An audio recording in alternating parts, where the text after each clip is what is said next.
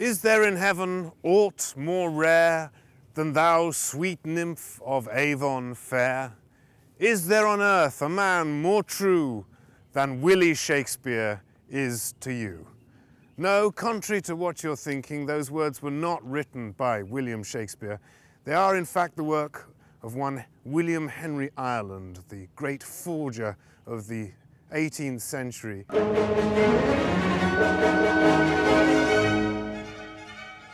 In 1796, William Henry duped all of the eminent literati of London and faked his own Shakespeare play and got it staged at the Theatre Royal, Drury Lane, the most famous theatre in London.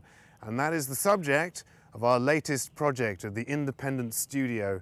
It's a play called Solemn Mockeries. It's running now and it's starring me. So here I am on the set of our new production, Solemn Mockeries. This is the story of William Henry Ireland, a man deemed too stupid to educate. His father is a bookseller and collector of antiquities who is obsessed with finding an authentic autograph of William Shakespeare. So in order to please his father, William Henry starts to forge documents with Shakespeare's signature on. Initially legal documents such as a mortgage deed, but then he gets more ambitious and starts writing letters to Shakespeare's fellow players, the Earl of Southampton, Queen Elizabeth, and then he gets even more ambitious and he actually forged a manuscript copy of King Lear, removing all the naughty bits.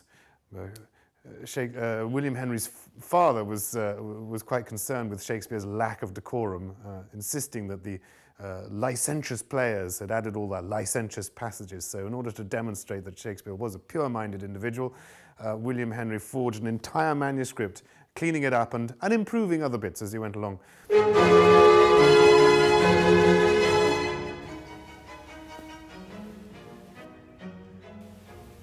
And then for his pièce de résistance, he actually forged a lost Shakespeare play, which he created himself, called Vortigern, based on the story of Vortigern and Rowena.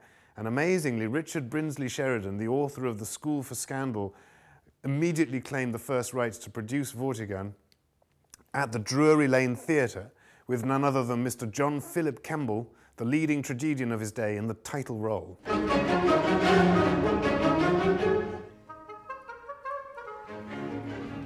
So what fascinates me about this project is that it really touches on the beginnings of the cult of bardolatry. I mean, contrary to what we think, in his own lifetime, Shakespeare actually wasn't the god that he's become today. In fact, towards the end of his career, he was even going slightly out of fashion. But after the Restoration, when we had the Civil War, though playmaking was banned for 20 years, there was a dearth of work, so they started producing Shakespeare plays, and over the course of 100 years, from the Restoration on, Shakespeare started to become revered, and this is when we, get to the point in history where people really wanted to know more about him, and people started asking, well, we don't know enough about this man. Where are all his documents and where are all his papers? So William Henry, who invented this magical trunk that held all these incredible documents that he kept producing, things like letters to the Earl of Southampton, a letter from the Queen to Master Shakespeare, care of the Globe, dated 1588. The Globe wasn't built until 1599. This magical trunk was actually something that people were expecting to find, because they were searching all the old houses of England to find more about their great hero, Shakespeare.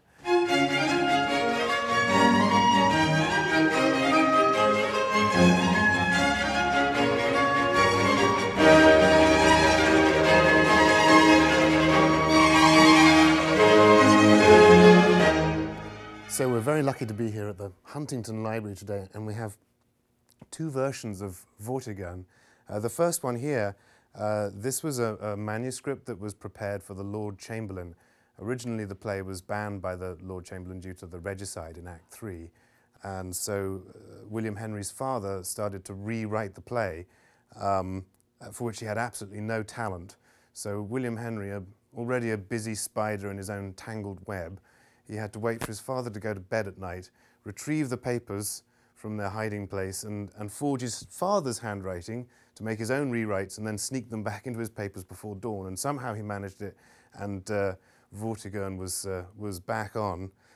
And it's actually signed in the front by John Philip Kemble, the actor-manager of Drury Lane.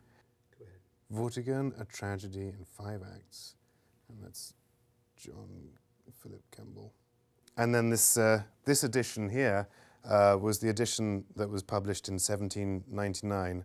It says Vortigern, historical tragedy in 5 acts, represented at the Theatre Royal, Drury Lane, and doesn't actually say it was by William Shakespeare on it.